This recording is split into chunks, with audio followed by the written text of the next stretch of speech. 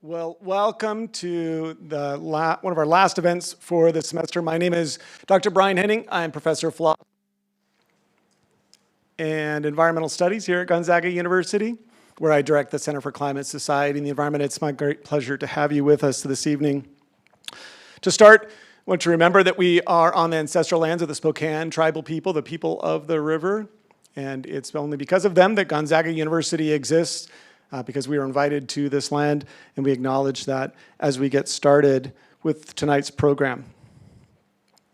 We have one more event this semester. We will be sharing out some of the research that we've been doing related to extreme heat. You might remember that in 2021 we had a severe heat dome that killed 19 people in Spokane County and 157 people across the state, and over 700 people in the region.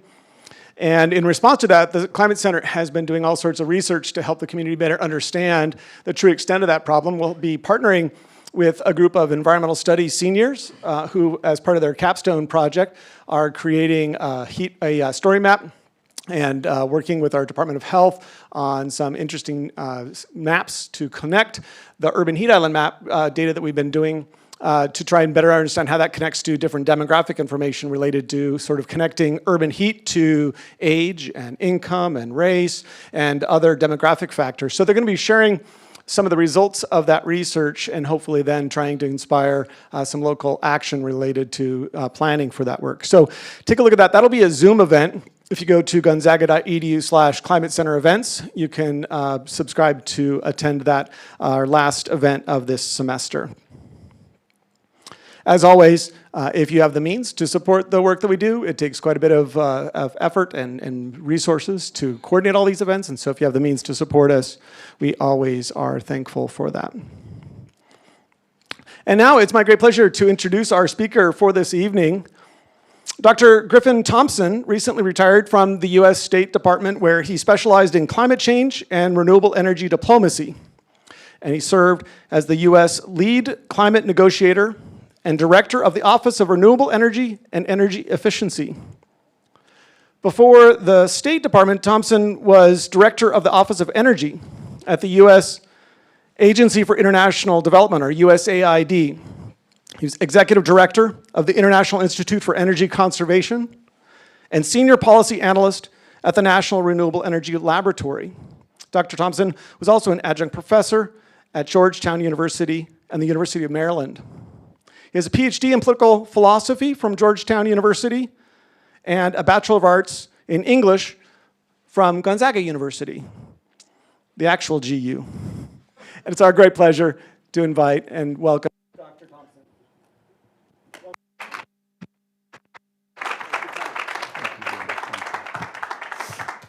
Well, thank you very much, Brian. It's a real pleasure to be back at the real GU. And actually, when I was here at the real GU, I didn't know much about the other GU. But in fact, a funny story, when I got to Georgetown University campus, I started seeing Gonzaga t-shirts all over. And I thought, what the heck? There can't be that many people from Gonzaga. I quickly learned that there was a Gonzaga prep high school there in the area. So again, thank you, Brian. It's great to be here. I want to thank the Center for Climate, Society, and Environment for inviting me. And I want to start off by saying, first of all, let's be honest. Most of you, if not all of you, thought you'd be someplace else tonight. You thought you'd be home or at a bar watching the Zags win their national championship. So this is a pitiful consolation prize, but you hide your disappointment well. And I want to thank you for coming and spending some time with us tonight to talk about energy, talk about renewable energy. I don't have a PowerPoint presentation. I'm going to do it the old-fashioned way. I'm going to talk, and all of you will pretend to listen.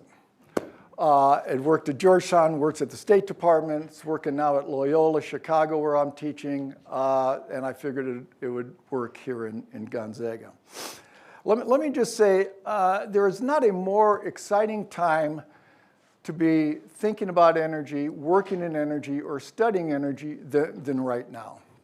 The world is in one of the most historic energy transitions in human history. And we're going to talk about what that transition means, what the implications are, and what the opportunities are. and finally what the challenges are to each of us as individuals, and certainly what we need to do as a society. So countries are moving from high carbon and low carbon energy future, and they're doing it for a number of reasons. For the most part, we get a lot of traction on climate change, but countries are moving towards renewable energy for a multiple number of reasons. Economic security, environmental security. They're looking at for national security issues. We'll talk a little bit, very briefly, about the Russian invasion to Ukraine and the consequences, the geopolitical consequences of being shackled to an energy provider who is now using energy as a weapon. And so, but this transition needs to be thought of in many ways beyond simply electrons and molecules. What I'm going to talk about tonight is the opportunity that the transition provides to address social, political, and cultural institutions and how those institutions can respond to the multiple needs that we're seeing playing out in the streets each and every day. So it's an invitation. The energy transition is an invitation for renewal. A renewal for our thoughts, a renewal for our institutions, and a renewal based on self-reflection, kind of like the Lenten season. But it's going to take a hell of a lot longer than the 40 days and 40 nights. And we're going to have to confront many more temptations than just the big three. And the first step that we need to do as we redefine the terms of discourse and the way we think about energy is to think about energy in a totally different way. We need to think about energy as something more than electrons. Energy is much more than electrons pulsating through wires or molecules moving through pipelines. Energy is the antecedent condition to everything on the development agenda. You can't have agriculture, you can't have education, you can't have water, you can't have food, you can't have housing in the absence of energy service delivery. And so when Brian mentioned that I was at USAID running the energy program there, and we'd work on energy projects all around the world. And our motto when I was there is, if you ain't got juice, you ain't got jack. And that applies equally today. Ask anybody, ask yourselves what happens during a storm when you're unplugged. And think of the psychological disconnect you have. We go into, we get the shakes if we don't have access to our energy services. And so another way to look at it is, a lot of the energy vernacular is very technical. BTUs, joules, gigawatts. I don't know what the heck any of those things are. I've worked in energy for 30 years, and I still don't understand that stuff. An easy way to understand energy is through energy services. So on one hand, I don't care about energy at all, and I don't think any of you do. What I care about, what you care about, is cold beer, hot showers, illumination, comfortable rooms, instant access to the internet, and mobility from point A to B. It's not energy, it's the energy services. It's the end users of that energy. That's what you care about. You want to be able to turn on the lights. You want to be able to open up the refrigerator. And so when we're talking about energy, especially in the context of energy transition, the best place to start is the same place we ought to start in any critical question, and that is at the end. And by that I mean, what's the point? What's your purpose? What is your telos? What is your goal in life? Energy is the means, and we often confuse means and ends, and energy is certainly a case in point.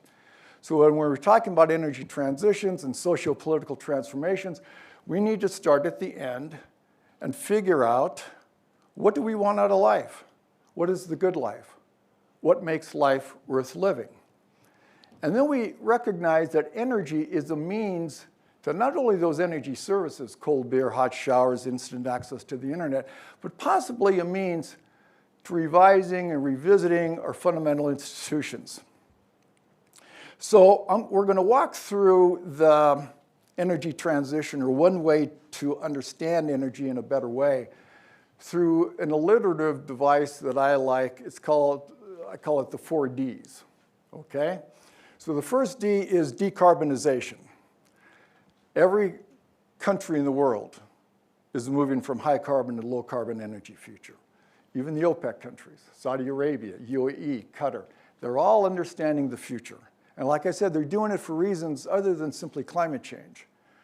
They're understanding, they're moving towards low carbon, zero carbon renewable energy because it's cheaper. It's more cost effective. It's commercially viable now. So that's decarbonization. And they all know what they need to do. They need to start adopting renewable energy, but they just don't know how. Many countries don't know how, and we're going to talk about what that means for the transformation of our institutions. And so we also need to think about renewable energy as disruptive technologies, because they disrupt everything. They disrupt vested economic interests, they disrupt extant political alliances, and they disrupt individual and institutional habits. Because technologies are habits, policies are habits.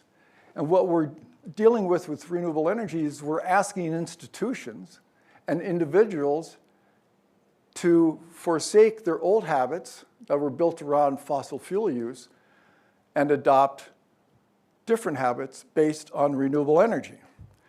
And just to get a sense of how to appreciate this, the tightness of the hold on habits, ask yourselves, your friends or your family, how your New Year's resolutions are going. How are they doing? Or more immediately, how are your Lenten promises going? Are they doing well? Are they working out well for you? Are you fulfilling those promises? Or has habit tightened its grip on you? And that's what we're doing now. We're asking the globe to move from one suite of technologies which have been habit forming through policies and regulatory and behavioral structures, through financial structures, and asking them to adopt a whole new series of technologies that require different habits. And that firm grip of habit is strengthened by the economic and political power that those old habits wield. Energy is a multi-trillion-dollar global business. That's a lot of economic power. And that feeds into a lot of political power. And those in power don't like to give up power. And again, it's a form of habit. Aristotle said, "It is difficult to alter by argument what has long been absorbed by habit." We'll get back to habit and how that happens. And that stranglehold of habit becomes even more acute because of the money behind the old. And so when you think about that, I'm sure all of you think about the American sociologist Puff Daddy, when he says it's all about the Benjamins, because it is about the Benjamins. It's about the money. It's about the money that is being won and about the money that's being lost. Because most technological systems, as expansive as renewable energy is and the energy system writ large, creates winners and losers. So the geopolitics of energy is an incredibly fascinating thing to study right now, because we're seeing oil-producing countries, oil-producing companies worrying about their power, because they know they are going to be on the losing end. So that's why we see Shell and Exxon and Mobil trying to think about, well, we better get investing in solar and wind, because they know that's the future. Look at the Middle East countries. They all have renewable energy strategies. The UAE, where this year's Conference of Party, this year's conference negotiations on climate change will be held, they have been leaders. They have known this for a long time. And in fact, they're the host of the International Renewable Energy Agency. So they understand what the future is. So this geopolitical shift is playing out commercially and institutionally. So that's decarbonization. The next D is digitalization. Digitalization is simply the fusion of information technology and energy technology. We are increasingly using electricity to fuel the end uses of our society. It's more than just turning on lights and running our television sets. We're using electricity now to power automobiles. So the transportation sector is moving towards more and more electricity. And that the electricity system that we're creating globally to fuel that fusion of information and technology and electrons creates infrastructures and changes social and political relationships. In the digitalization of electricity, megabytes become as important as megawatts, because now electricity is going in two directions. We've moved from the old conventional fuel where the power plants will generate electricity, send them through the transmission lines and into the houses. Now we are generating electricity on houses and on buildings and sending those electrons the other way. And that is available through smart systems and information technology. So these wired infrastructures that we're building across countries will alter the politics and the sociology of many of these countries. The third D in this four-piece alliteration is decentralization. There's a couple global trends that I think we all ought to follow, and some of them are quite easy. One is globalization. Again, globalization that's been happening for several decades now. It simply says that we can find McDonald's in just about in every country on the planet. We have people in Sri Lanka wearing Nike shirts and Gonzaga basketball shirts. We have Taylor Swift being listened to in Africa. So the globalization, we have products and services circulating the globe. And that changes many of the cultural identities of people as well as the economics. So there's a shifting topography due to globalization. Also, the other major trend that's critically important is urbanization. About 10 years ago, maybe 15 years ago, for the first time in human history, more people lived in cities than in rural areas. People keep coming to the cities. That has a powerful effect on climate change. That has a powerful effect on all the demographics, on economic growth, poverty, et cetera. The third trend is decentralization. Nation states are coming to the realization that they cannot handle many of the duties of a government. And they have decentralized, devolved economic and political power to provinces, states, and cities. Our founding fathers understood that over 230 years ago. We have a system of federalism, which delegates power to the states and the counties and the cities. Other countries are following suit in different names. China, perhaps thought of one of the most centralized countries in the world, give a tremendous amount of power to their provinces. If you want to climb up the leadership ladder in the Communist Party in China, you're oftentimes given a leadership position in the provinces. Prove yourself in the provinces, and then you rise up into the ranks. India has a system of federalism that they call cooperative federalism, and that has severe ramifications for energy. Here's an example. In 2017, I was part of a delegation to Beijing for the Clean Energy Ministerial. This was an annual meeting of the energy ministers of the 17 largest countries in the world. It was a program that was designed under the Obama administration's Secretary Chu. And they thought that, boy, with this energy transition, Secretary Chu said, why don't I bring together the energy secretaries and ministers of the biggest countries in the world, and we can figure out how to move this transition, how to accelerate the adoption of clean energy. So the ministerial would move from country to country, and in 2017, about 5 months after the inauguration of Donald Trump, China hosted the Clean Energy Ministerial.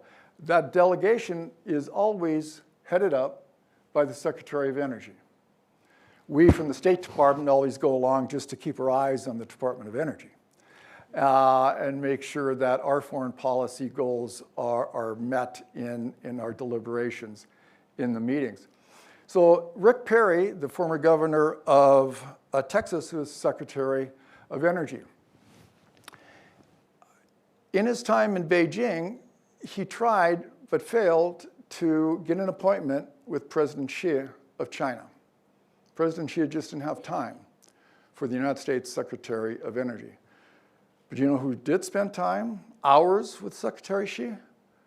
Governor Jerry Brown of California. Because President Xi knew in the US system of electricity and energy the state governor had more power than Secretary Perry at the federal level.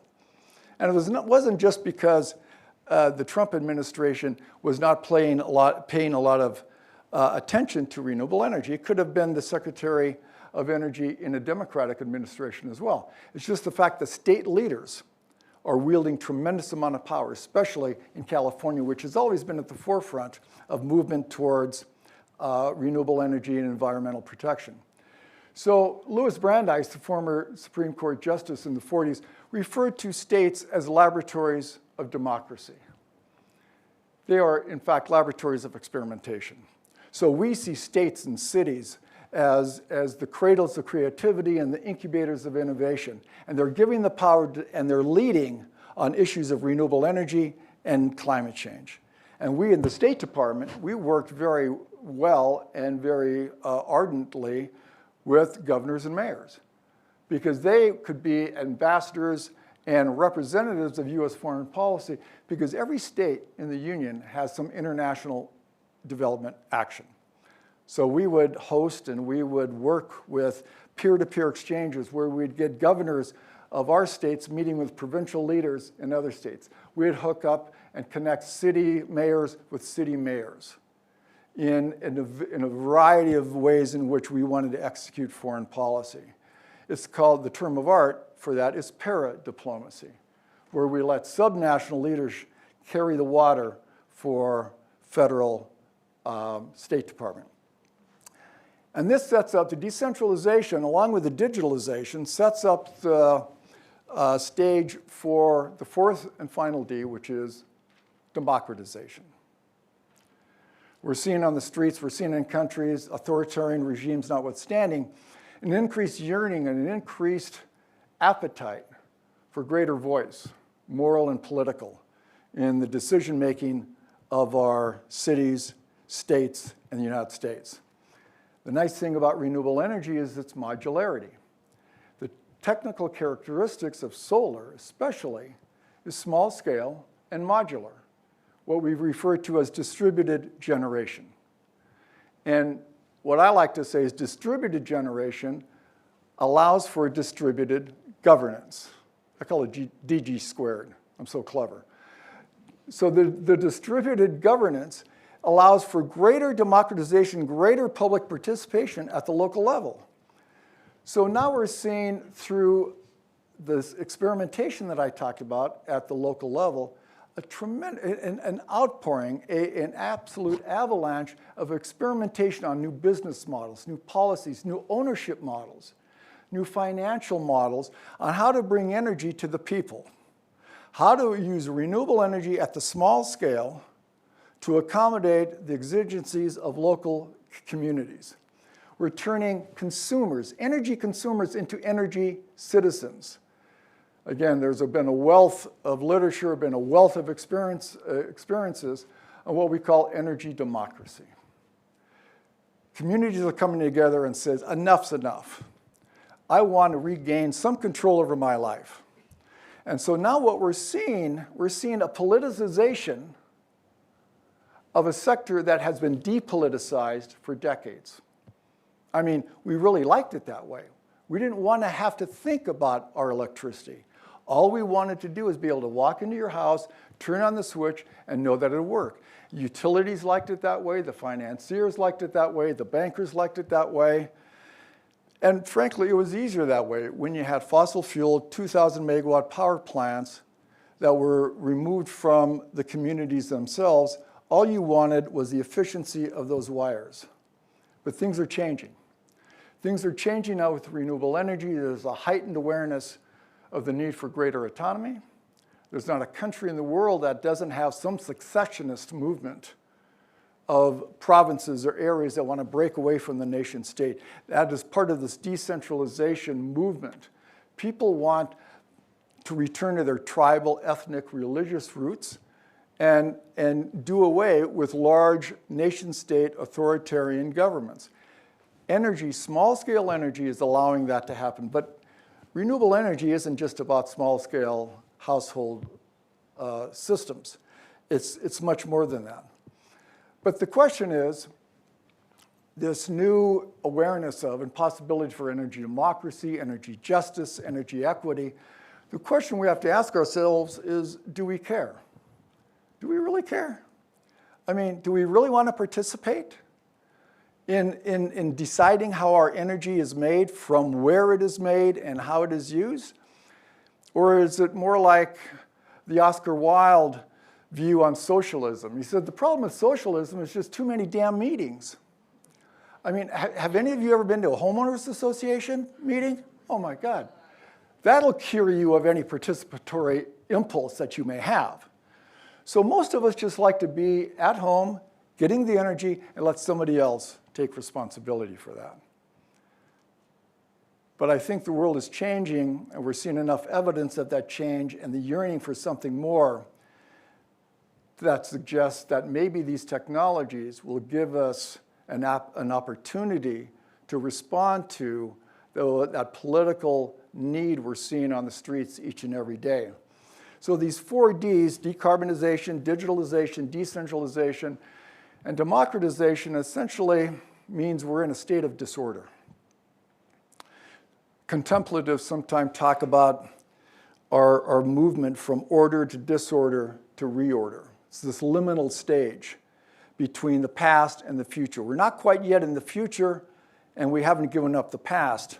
Antonio Gramsci, the Italian writer, says, yes, the hallmarks of our crisis is that the future hasn't been born and the old hasn't died yet. So we're in this liminal stage where we're straddling 2 worlds. We're straddling the fossil fuel mindset, the culture, and the technological system, and we're still not quite yet in the renewable energy system.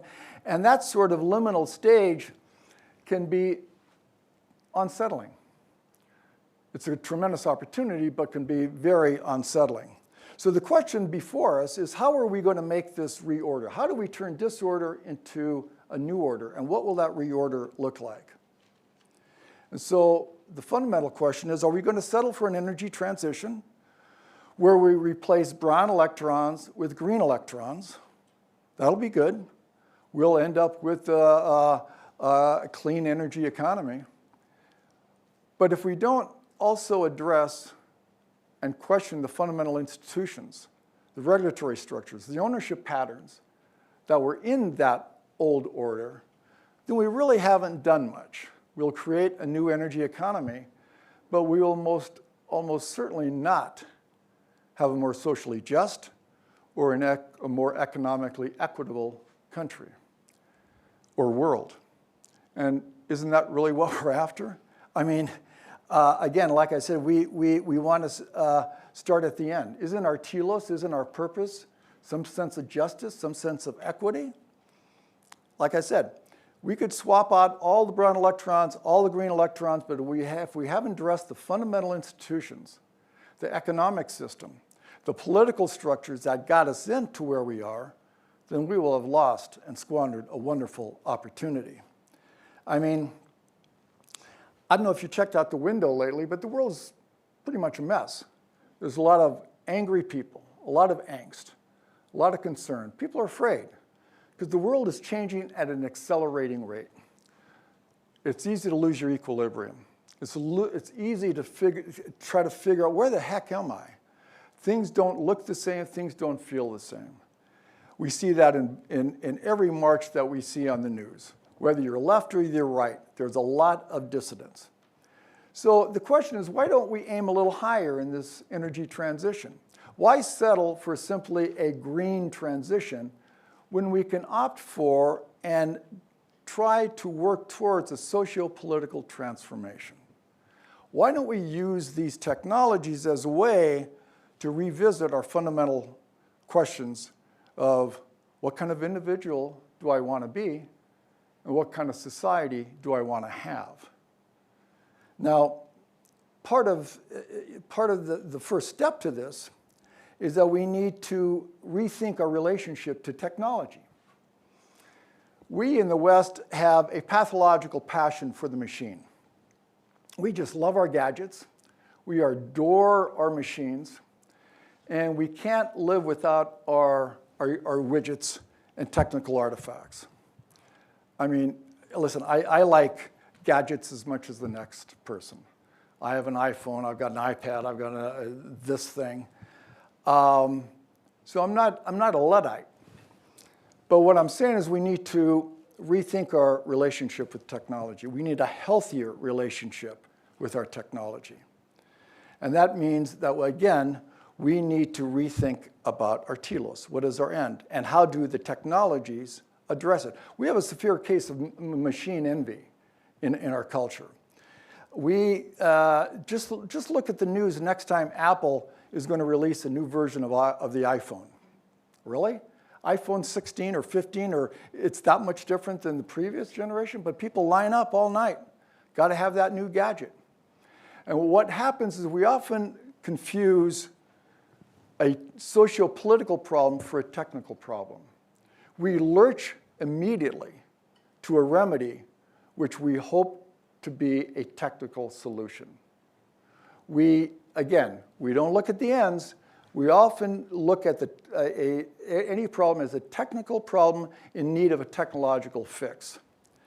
And that's not going to do it anymore. So we really need to start at the end. I mean, think about this.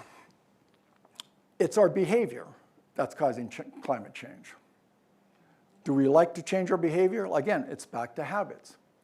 And so, listen, I don't want to offend anybody, but because dating and finding a loved one in this culture, in this day and age, has got to be one of the toughest things ever. And so we have dating apps now, dating technologies. And so, but my question is, how many of the people who reach for a dating app first ask the question, is the reason I'm not finding a date perhaps because I'm acting like a damn jackass?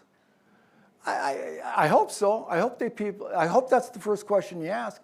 But if you look at our climate change conversation, that may not be happening, because in our climate change conversation, what we're saying is, let's find a new magic box that allows us to continue our behavior. And it's called geoengineering. We're seeing all kinds of things for geoengineering, all kinds of applications. I read a piece a couple of weeks ago about a bunch of astrophysicists. Their solution to climate change is drop a couple of cannons on moon, shoot moon dust into the atmosphere. You can't make this stuff up. And so rather, we know what the solution is. And that's our behavior. But we keep looking for a machine. We keep looking for a technological fix, if not a technological fix, a market fix. And so, Bill Gates, God bless you, Bill. We love your stuff. But when Bill Gates says we are in need of a technological miracle to solve climate change, I just wish he'd go back to his business. Because we don't need a technological miracle. The machines work, the institutions don't. Again, this year in the United States, solar and wind created more electricity than coal. Solar and wind created more electricity than nuclear. The machines work, folks. Now, sure, we need more R&D to drive down the cost of battery and storage. But we don't need a miracle. Innovation is the big buzzword now. Everybody loves innovation. And I violated my own rule with this talk, because I encourage my colleagues and students to listen, if you ever put a workshop on, make sure you put the word innovation in the title, because that'll up participation and attendance at least 20%. People love innovation. But when we think about innovation in our society, we normally think about it and associate it with, again, machines, technologies. Innovate a new magic box. If we spend as much time innovating our social relationships, our political structures, and our economic systems as we do about trying to innovate a new magic gadget, we'd be a lot further along in the conversation. So no, the machines work, the institutions don't. And what our pathological passion for the machine obscures is that beneath this technological hardware is an anthropological heart that is beating with institutional individual frailties that are in need of attention. Again, The fault, dear Brutus, lies not in the stars, but in ourselves. And so yet we want to avoid blame at all.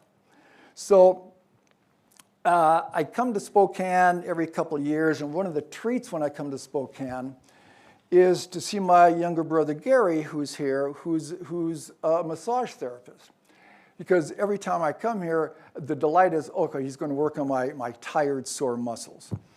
And the lesson that he keeps telling me that I don't absorb very well is that the source of the pain, or where the pain hurts, is rarely, if ever, the source of the pain.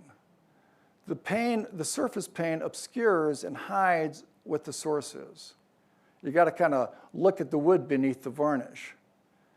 And that's the same thing with climate change. That's the same thing with renewable energy, is that we think we know the source of these challenges, and it's not the technology, it's something much deeper. And so therefore, this climate change is an invitation to do what the COVID pandemic should have taught us a couple of years ago. The pandemic, in my view, was a wonderful invitation. A wonderful invitation that we pretty much ignored. All we had to do during the pandemic was sit at home, watch Netflix, and let Amazon bring you your groceries. It was a time for reflection. It was a signal to stop, dial it down, reflect. Think about, again, your telos. What's happening? Because we live in a world full of distractions. In fact, they love for us to be distracted. Because if we're distracted with all our toys and gadgets, we won't pay attention to what's really going on. And so the COVID was an opportunity to sit back, slow it down, bring the game to you, and think. Pascal, the father of probability, said the sole source of man's unhappiness is his inability to sit alone in a room. We don't like to be alone with our thoughts. But yeah, that's what COVID provided an opportunity to do. An opportunity to sit at home with our thoughts and think about the way we live.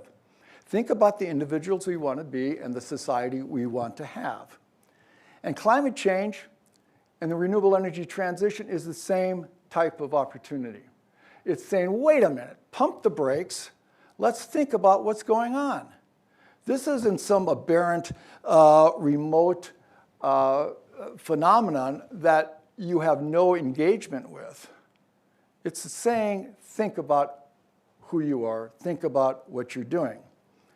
Now, solar panels won't fix injustice, and wind turbines won't create economically equitable societies, and electric vehicles aren't going to solve climate change. But yet, collectively, as a system, they provide the dynamics and the characteristics that perhaps prise open the door to a socio-political transformation. Like I said, it is a system that is crying out for more democratic input and providing opportunities for greater participation.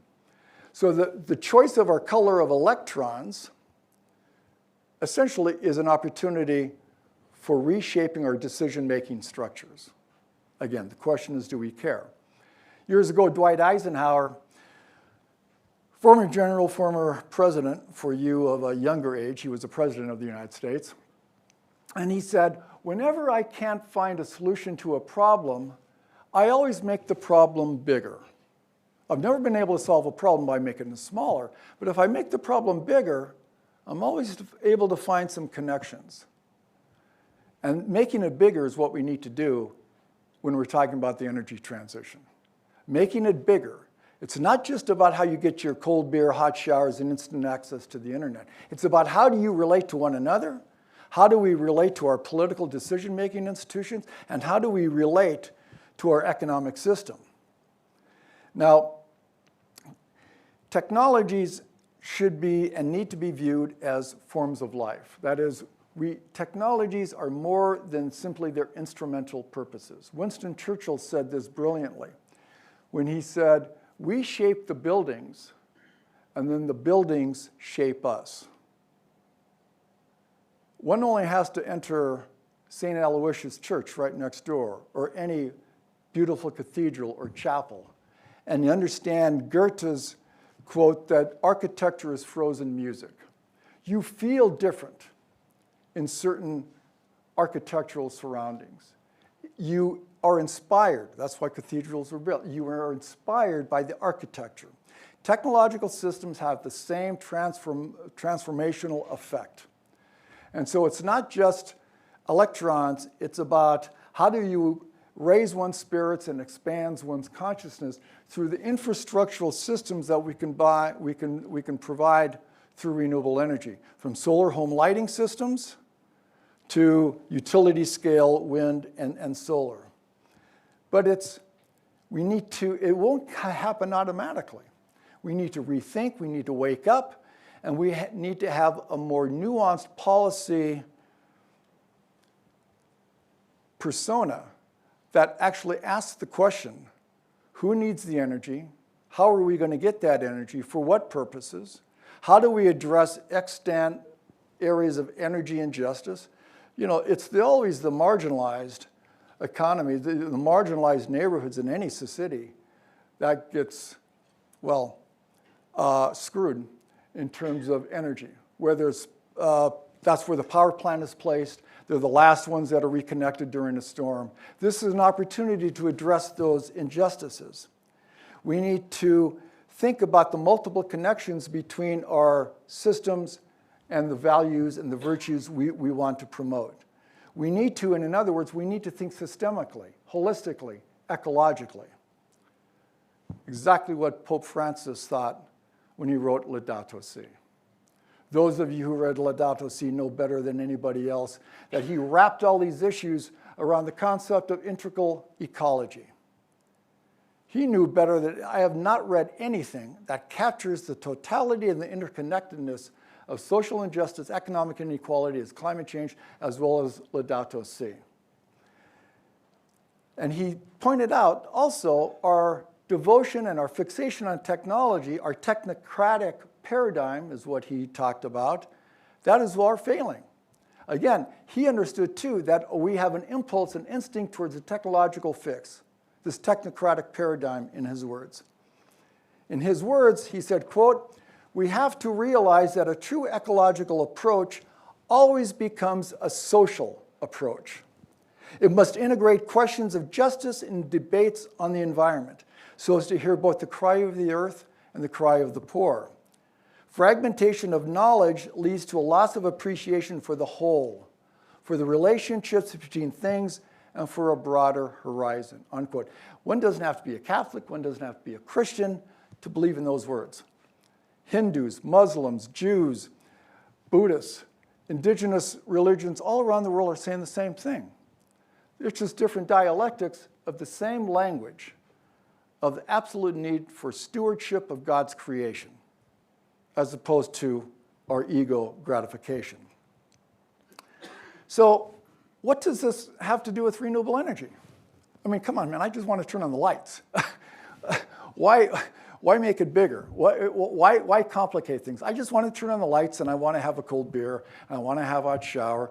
What does all this integral ecology and transformational stuff have to do with renewable energy? Well, the reason I love energy so much, to study it and climate change in particular after studying political philosophy, is that energy captures the moral and the material, security and sustainability, compassion and commerce, security. It captures it all. You can't address energy, you certainly can't address climate change until you mix the technical with the humanistic. And that's what we have to do. Again, it's a time to wake up. It's an epistemological challenge. Think differently about the truth, think differently about how we gain knowledge, think differently about how the world works. We have been sleepwalking our way through a technological world that just gives you one gadget after another. We never assess technologies. We don't. Our assessment of technologies is all based in the market. Either it sells or it doesn't, based on consumer preferences. There is one community here in the United States that takes technology assessment extremely seriously. It's the Amish, because they start at the end. They know what their telos is. They know what keeps their culture sound and healthy and vibrant. And then they look at what are the means that will contribute to those virtues and the values of the Amish. We don't do that. But now we have an invitation to do so. This historic energy transition allows us for the first time in decades to do just that. And so energy democracy is about taking ownership of your power. Before I moved to Chicago 2 years ago, I lived in suburban Maryland right outside of Washington, D.C., and my wife, daughter, and I, a couple of years ago, put up 11 kilowatts of solar panels on our house. And I became the CEO of the Thompson Power and Light Company. It's fabulous. And I was selling electrons to the utility. And that's energy democracy. But energy democracy is much more than just sticking it to the man, sticking it to the utility, which, after all, who doesn't like doing that? Having the utility buy electricity from me rather than the other way around. Energy democracy, again, it's about everything from the local possession of ownership to municipal ownership. We've got counties, we've got power districts around the country that's saying, listen, let's take it back from the investors. Let's take it back and get it under the public ownership because it is our energy. That's what David Lilienthal, the first director of the Tennessee Valley Authority, said in a famous article in 1939. Electricity is the people's business, but only if we want to wake up and grab it.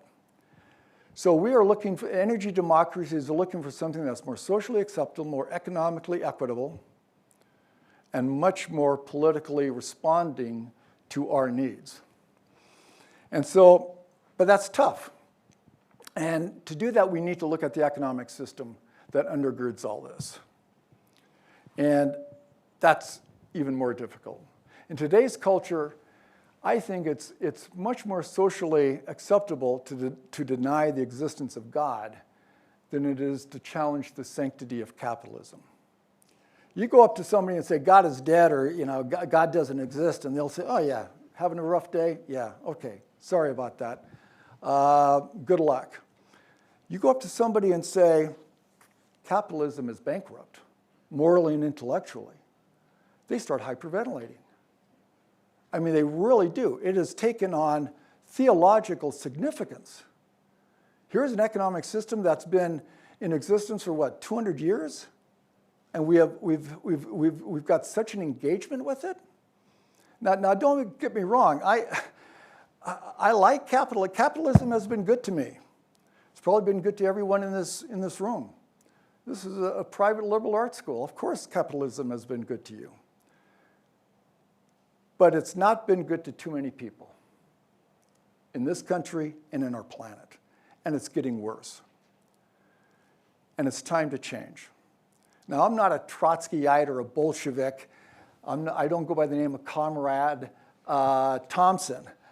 I understand the virtues of capitalism, but I'm also aware enough that it's not working as it should be. And when I talk with some people, they instantly go into this, oh, you're a socialist, you want the Soviet Union, or Nicaragua, or Cuba. No, I don't. And this is where we need to avoid our dualistic mindset. We instantly go into a dualistic either or. You're left or you're right, you're black or you're white, you're Democrat or Republican, capitalist or socialist. Well, it's a little bit of both and. I don't know what it is, but I know what it shouldn't be. And so we're never going to solve climate change. And this is the Holy Father speaking here. We're not going to be able to solve climate change until we address the economic underpinnings. I mean, as Kenneth Boulding, the environmental economist, said years ago, he says, anybody who believes in infinite growth in a finite planet is either an economist or a madman. And that's what we have. Capitalism depends on constant growth, consumerism. And I don't know how you square the circle on this one. Now, we need to figure out a way. Again, this is where innovation comes in. Don't worry about innovating a new black box. Turn all your brain cells, Bill Gates, into innovating an economic system that captures the virtues of capitalism, but somehow minimizes the negative effects. Because surely you can't think that everybody's loving what we're seeing. Alexander Hamilton, the founding father, not necessarily the musical, wrote in Federalist Paper number 1, and for those of you who are always looking out for good writing, and frankly that should be all of us, I can't recommend the Federalist Papers enough. He said in Federalist Paper number 1, "It has been frequently remarked that it seems to have been reserved to the people of this country to decide the important question whether societies of men are really capable or not of establishing good government from reflection and choice, or are we forever destined to depend for our political constitutions on accident and force?" That was the question he posed to the birth of the new nation, our nation. And I think that same question is even more relevant today. Reflection and choice, or accident and force? Sleepwalking our way through the status quo, in my mind, is accident and force. And I don't know about you, but I think a little reflection and a little choice is the healthier way to go. And moving in this liminal stage, trying to bury the past, or at least move from the past in one suite of technologies to a new suite of technologies, offers the opportunity for reflection and choice. So let me end by simply saying, again, the question is, do we really care? Do we really care about our energy systems and our role within them? Because institutions matter. And this transition is an invitation to build a greater and more just and a more equitable and a friendlier and a cleaner world. People are angry out there. And the world is changing, as I said, at an accelerated pace. As the American philosopher Mike Tyson said, everybody's got a plan until they get punched in the face. Well, guess what? We're getting punched in the face. So what's our plan? What's our new plan? It can't be the same. The business as usual, the very business that got us to where we are, can't survive. We shouldn't let it survive. It'll no longer suffice. So we're on this threshold of a monumental change in our energy structures. Why can't we raise our sights a little bit and view this as a monumental stage for a new political and economic system? One that gets back to our fundamental question. What kind of individuals do we want to be, and what kind of society do we want to have? Let's face it, orthodoxy is killing us. Let's give heresy a try. Heresy born of reflection, imagination, and courage. Again, to Pope Francis. A strategy for real change calls for rethinking processes in their entirety. For it is not enough to include a few superficial ecological considerations, while failing to question the very logic which underlies present-day culture. Like I said, the pandemic should have been our first clue and an opportunity to really reflect on this. So let us not squander this rare opportunity. Let's not let a good crisis go to waste, as Rahm Emanuel said. And let's take control of this. Let's be more energetic politically and with our imagination. And lest I portrayed and painted too rosy a picture of the possibilities, let me refer to another noted Italian, Machiavelli, on how difficult this transformation is going to be. Quote, "Nothing is more difficult to handle or more doubtful of success than the introduction of a new order of things. Because the innovator has for enemies all those who have done well under the old conditions, and only lukewarm support for the new, for people do not believe in new things until they have experienced them," unquote. Well, I, for one, think that the time is right for a new order of things, a new order founded on our imaginations, strengthened by our commitments to one another and a yearning for a future for our children and our grandchildren better than today. So as our Holy Week unfolds, let us work towards a truly new order of things, an order more responsive to the needs of our families and to our communities and to our political surroundings. A new order that will make life worth living for all of us. Thank you very much.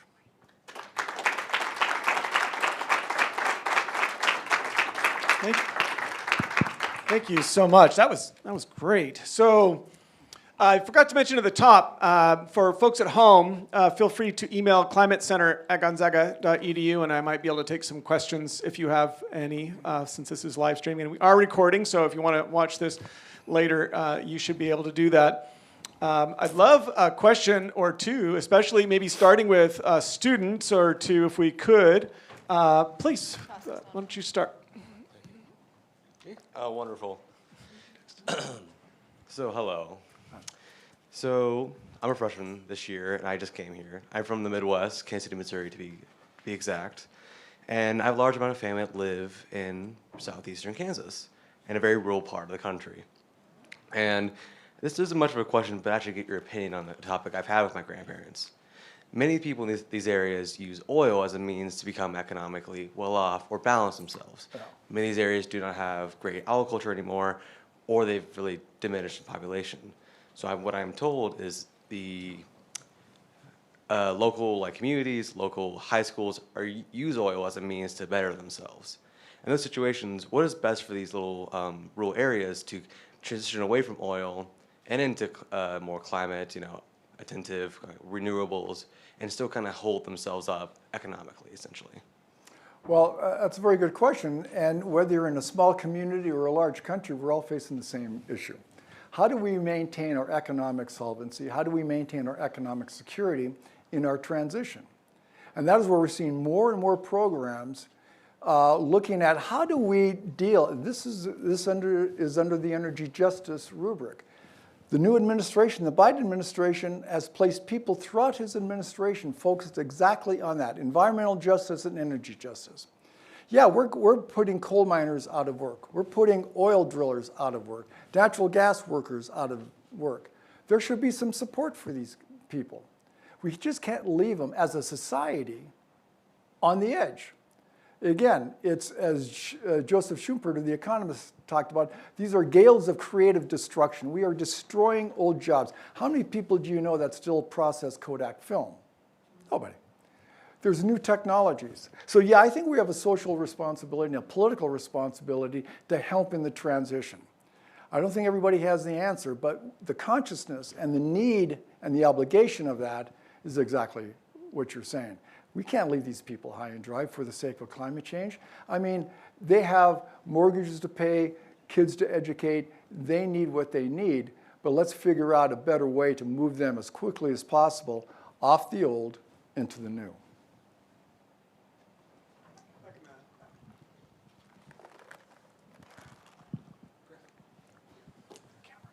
Oh, sorry. Hi, I'm over here. My name is Thomas, and first of all, thank you so much for speaking here. I really appreciated all the quotes that you had off the top of your head. So, I was really intrigued by a lot of the information on paradiplomacy, and I couldn't help but to think about local journalism when you were talking about paradiplomacy, and so I was wondering if you had any thoughts about how local journalism impacts maybe the relationship between morale and political accountability when we do consider climate justice. That's an excellent question. The problem is we're seeing the death of local journalism, and that gets to the point of your question. Yeah. And what we're seeing is a homogenization of the news at the federal level. And again, this is why all of you who are here at Gonzaga are sitting on a gold mine of social thought, because one of the fundamental principles of Catholic social teaching is the principle of subsidiarity, which makes the default of all action the most local level possible. The beauty of the principle of subsidiarity is its elasticity in operations. Some matters require local family decision-making. Others, because of the nature of the problem, rises to county, nation, state. So we are suffering from this homogenization of the news, which does us no service. I mean, whether you're on the left or you're right, they're just barking at each other. You don't learn anything. Whether you're watching MSNBC or Fox, I don't learn anything from either one of them. They're just regurgitating your prejudices and your biases and making you feel better when you watch them. Now, the local news gives you that local flavor. And we're seeing movements across the country and across the world. Like I said, the decentralization movement is local food, local care, local communities. And now renewable energy allows you the technological possibility to extricate yourself from a distant utility that is not part of your community. We've got wonderful business models and experiments around the world on community solar and district solar and wind. So I wish I had a better answer to you, but you get to the right point, is that the local journalism is critical, and losing that, we lose a lot. Yeah, thank you so much. Yeah. I'd like to go to the quote you had toward the end from Machiavelli and to connect a couple of threads. So social political change, decentralization, large fossil fuel companies and the sovereign countries that own much of the fossil resources still left on the planet. That's a lot of vested interest, a lot of people who would stand to lose in decentralization is just another way of saying they're no longer controlling vast amounts of wealth, right? So that would only, I assume, be heard as a threat. We know that companies like Exxon knew about the dangers of fossil fuels since the 60s and intentionally chose to bury that fact. Great work by Naomi Oreskes, the historian of science at Harvard, right? So how exactly do we do that in a way that actually does, decentralization is just going to sort of shift wealth, right? So how do you do that when all the people who have all the wealth are very interested in not having that happen? I guess another way of putting the question is, if all those large corporations and large countries are just moving to renewables, aren't they just going to simply centralize renewable energy production and not bring about the decentralized, democratized system that you're imagining? Well, that's exactly right, Brian, and that's the issue. And that's what I mean is, if we simply move from brown electrons to green electrons, from fossil fuel energy to renewable energy, with the same ownership patterns of large corporations and nation states, well, we have lost an opportunity. So how you do that is still a question hanging in the air. But we're seeing more and more appetite, a greater and greater thirst for returning the power to the local levels. And we're seeing that grow around the world, municipal ownership of utilities. But sometimes it doesn't matter in certain respects. And what I want to say is it's not all small scale, small is beautiful E.F. Schumacher stuff. You can have centralized power plants. And some of them, you'll need large wind farms, large solar utilities. And maybe the scale of economics is a large corporation. But it should be a corporation that is held accountable to the people who are buying the energy services. So it's not necessarily an either or, small scale, large scale, but who owns it, who manages it, and for what purposes. So in this state, for example, we have public utility districts, which I think sounds like what you're talking about, and then we have shareholder-owned utilities. Yes. So public utility district would be very large scale still. Yes. Okay, Right. but then I got you. Exactly. So you have cooperatives. The three main ownership structures of utilities is investor-owned utilities, municipalities, public utilities, and cooperatives. And so the cooperatives and municipal utilities are the ones that provide political participation. The customers can become citizens. So you're no longer just on the receiving end. You're able to exercise your political and democratic muscles in the selection of the energy choices. Other questions? Carly. I would love to hear your thoughts about the role of K-12 education in the energy transition, because David Orr, the famous historian, once said that the ecological crisis may likely be an effect of the educational system we've designed. And so how do you see the role of K-12 education in this bigger picture energy transition? Like, not only are we educating students to have green jobs. But if our current crisis is a product of our educational system, how does K-12 education impact this transition? Well, thanks for the question, Carly. They clearly are critical. And when I was at NREL, the National Renewable Energy Lab, and with USAID, we had a number of education programs. And we had K through 12 education. The Department of Energy with their national laboratories have a very good system of providing K through 12 educators with the resources they need to educate the kids. And we saw studies after those programs, and we found that it is oftentimes the kids teaching the adults. Again, it's about habit formation. That's what Aristotle is talking about. We become ethical men and women by forming character habits that are grounded in the right ethical and moral behavior. So if we educate the kids on what good energy choices are, what the right environmental behavior is, they can help change the habits of their parents. And we probably know, probably every one of us know people who have come home and said, oh, my little daughter said, I'm an energy hog because I leave the lights on. In fact, this is what my daughter did after she had her first new apartment. And we came to visit her, and I was reading the newspaper, and she came out and said, Dad, what are you doing? I said, well, I'm reading the newspaper. She goes, but you left the lights on in the bathroom. I said, okay, you're right. And part of it is because now she was paying the bill. And so, but yes, it's the kids, the new generation that can teach the older. So K through 12, you can't put enough emphasis on that, Carly. That's a good transition. We have somebody calling in, so to speak. Elizabeth Johnstone, who writes, thank you, Dr. Thompson, for your great lecture. As a high school student from Santa Monica, California, I definitely noticed trends toward decentralization, especially with how environmentalism has become decentralized with our city taking charge of climate and conservation policy. Could you please share some of your favorite examples of paradiplomacy in energy in the United States? How might we look to these places as models for energy policy on a national scale? Oh, that's a great question. And you have another couple hours?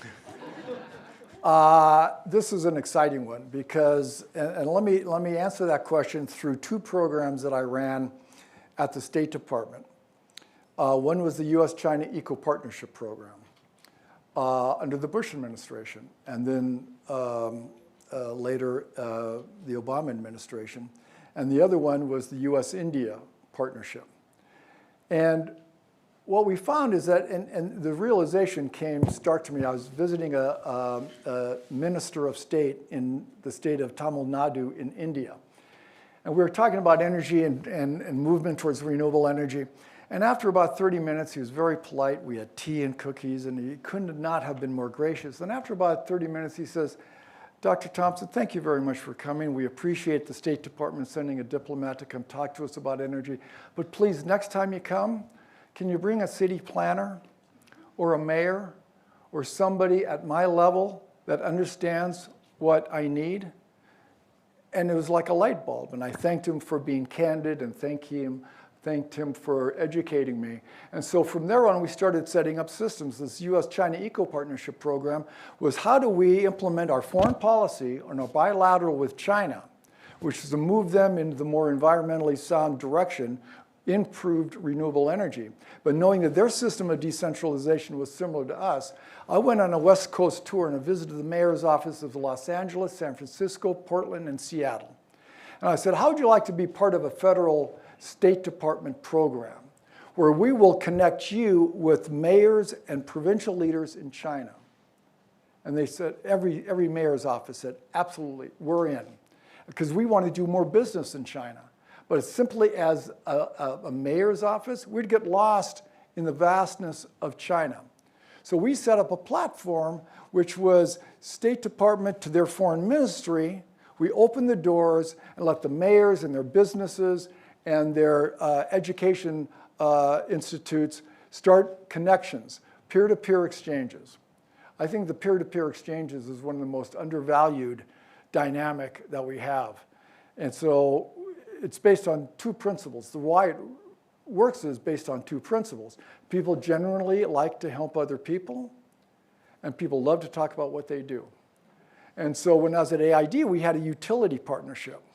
So we would tap into local utilities in the United States and ask them to volunteer their time to go work with utilities in other countries to help them fix their problems. We'd call up a utility in Topeka, Kansas, and they said, how would you like to go send your chief engineers, 4 or 5 of them, to Sri Lanka for 2 weeks? And they said, absolutely. Where's Sri Lanka? And all we had to do was buy the plane tickets and pay for their hotel. Because they took such joy talking to their peers and seeing the struggles they had and seeing how they related to one another. And they always came back, said, listen, we were there to teach them, ostensibly. But we figured out that new ways to do our business here by simply looking at different circumstances. So that's why these are laboratories of experimentation. One of my favorite political scientists, Benjamin Barber, said, mayors don't run around the world collecting collecting accolades. They're too busy at home collecting garbage. They are at the forefront. So that's why they are so creative and so innovative. And so we at the State Department simply open the doors, let the state and local officials translate their public policies, their projects and programs to other countries. And then, of course, we take the credit, which is a wonderful relationship. We loved it.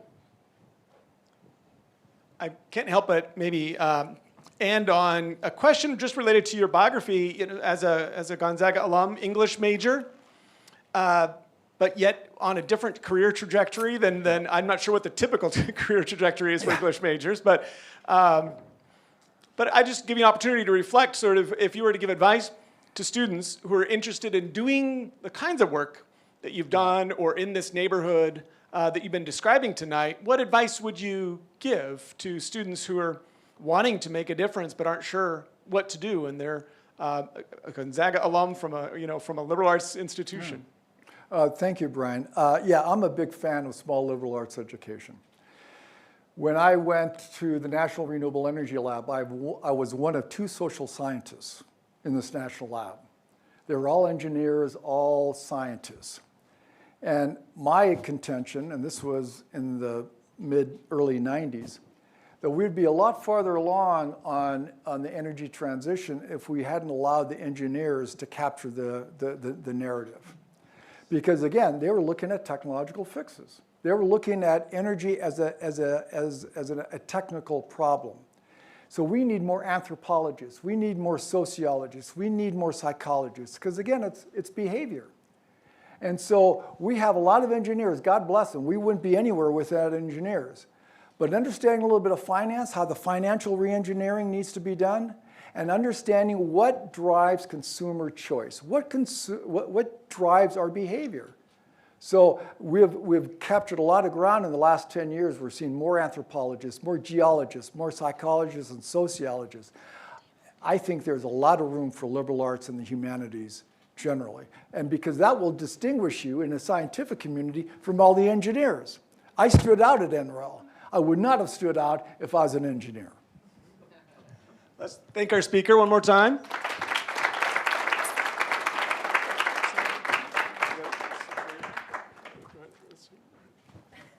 Zags for climate change. I love it. I love it. Thank you very much, Dr. Thompson. Thank you very much, Brian. We hope to see you at our next event, which will be a Zoom event on the 13th, and a whole bunch more next semester. Thanks for coming, and we hope to see you again soon. Take care, everybody.